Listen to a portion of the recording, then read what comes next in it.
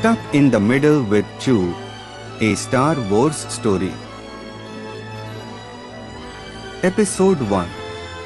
Out of Fuel. Within a sordid cantina on the desert planet of Taton, Han Solo and Chewbacca are sat eating their teas. Look, Chewie, I know it's been hard on you since Malato book finished with you, but that's why I've brought you here, to take your mind off of it. A young Han Solo spoke, his words containing a sense of protection over the Wookiee. Chewbacca looked down at his plate of food, sausage and mash, his favorite. But even his favorite dish couldn't elevate his low mood. The quiet sounds of the cantina band were playing a sorrowful melody, in contrast to their usual upbeat style.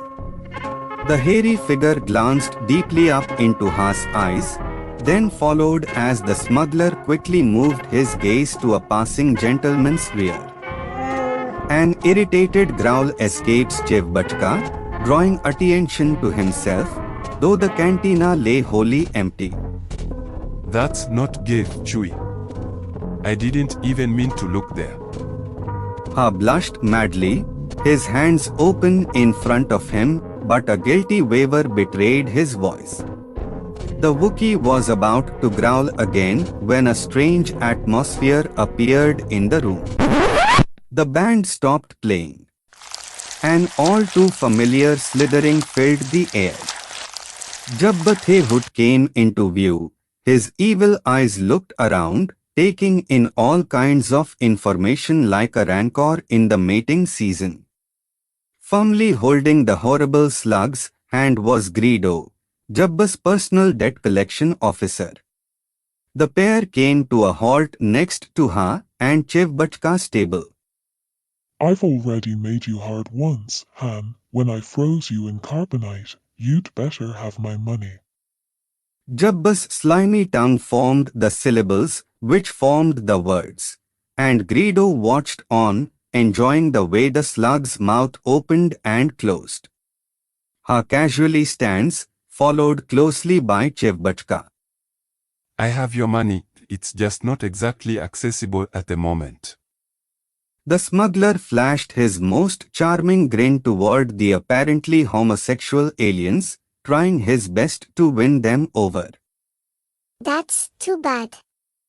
Greedo fingered the button on his shirt, revealing a little blue Rhodian nipple. If you don't pay, your furry flea bag will be collateral. Han saw red. He unbuckled his trusty blaster pistol while diving toward Greedo. Thrusting it into the alien's temple, he breathed heavily with rage. What did you say, you green piece of shit? A potent, yellow liquid oozed out of Greedo's left-hand trouser leg, steam arose from it like a boiling kettle. You shouldn't have made him piss his pants, Han. Now his lovely legs will stink. Jabba, with lightning-fast reflexes, pulls out a blaster pistol and shoots Han's out of his hands. I'll make sure you're really solo this time, Han Solo. Mark my words. You will regret the day you messed with this Hutt's cockpocket. The grotesque space slug aims carefully at Han, then slowly turns the barrel toward Chewbacca. His finger quickly attempts to send a bolt of energy toward the Wookiee's heart. Han swiftly grabs Chewbacca's unfinished plate of sausage and mash and pushes it into Jabba's wrinkly face. This action disrupts the laser shot, sending it off course, searing it straight into Chewbacca's foot. A cry of pain escapes the Wookiee. Han unbuckles a sonic imploder from his belt, activates it and throws it at the base of Jabba's mass.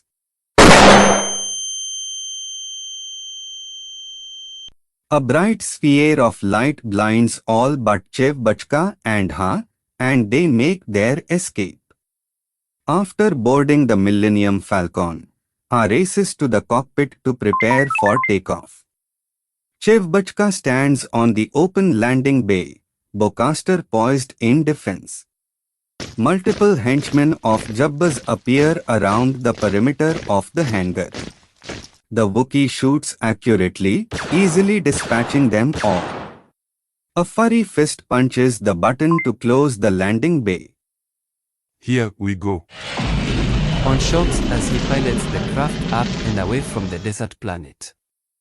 As the Millennium Falcon becomes as small in the distance as a star, Jabba and Greedo smirk and exchange looks. All according to plan. Jabba states, they laugh evilly. Remind me never to have dinner in Jabba's favorite container again. Ha grinned, glad to have made it out unscathed.